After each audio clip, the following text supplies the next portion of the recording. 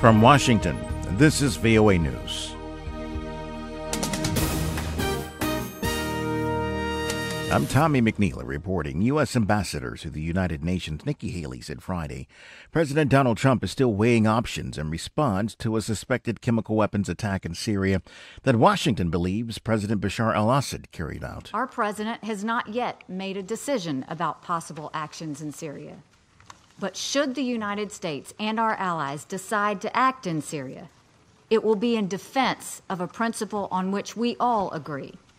It will be in defense of a bedrock international norm that benefits all nations. Syria continues to deny using chemical weapons, but Haley criticized the president there. Meanwhile, the State Department's Heather Nauert responds to questions from the media, who asked her to elaborate on reports out of Russia that say Britain staged the Syria chemical weapons attack. We've seen a long history of the Russian government sow discord, whether it's in our own election process, other countries. We see it through state-sponsored disinformation campaigns.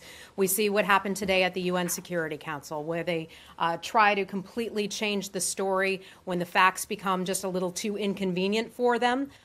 Violence broke out along the Gaza Strip Friday during Palestinians' protest that resulted in more than 500 people being injured. The Gaza Health Ministry says that Israeli troops used gunfire and tear gas to repel attempts by Palestinians across the border fence separating the Palestinian-governed Gaza Strip from Israel.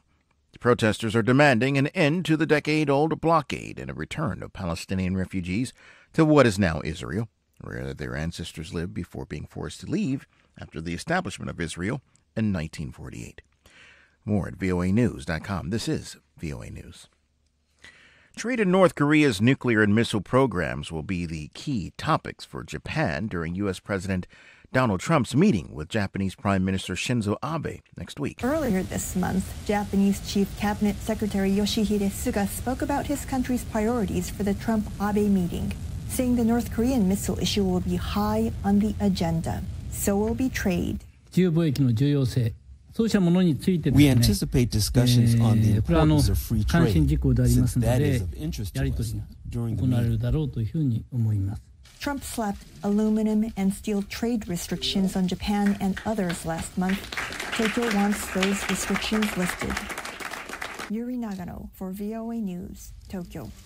Taliban insurgents have assaulted a security outpost in western Afghanistan, killing at least 11 government security forces. The Thursday night attack took place in Shindand district in the province of Herat, which borders Iran. The district governor told VOA the insurgent raid also wounded 4 security personnel. The so-called law and order police post was manned by Afghan police personnel when it came under attack. The district chief of the law and order police contingent was among those slain. A Taliban spokesman claimed in a statement sent to the media that the attack in Shindand left more than 20 Afghan security personnel dead.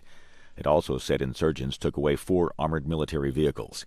Jeff Custer, VOA News. U.S. President Donald Trump Friday called former FBI Director James Comey an untruthful slimeball and said it was his great honor to fire him after learning details of Comey's memoir to be released next week. Former FBI Director James Comey's new book, A Higher Loyalty, is been anticipated for weeks and months. The book is due out next week. The Associated Press purchased a copy. In our reviewing it, the FBI director spares very little in terms of his attacks on the president. He calls him unethical and untethered to truth. He often goes back to comparing it to a mob boss, that the president was sort of running a New York crime family in some ways.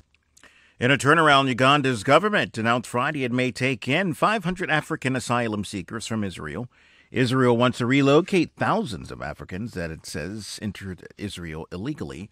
Uganda's State Minister for Relief, Disaster Preparedness and Refugees acknowledged the request from Israel during a news conference Friday.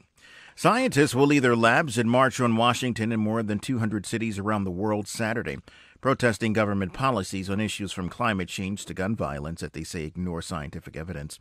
It comes a year after the first ever March for Science, 3 months into the Trump administration, when researchers fear that science will be pushed aside in the new president's zeal to eliminate government regulations.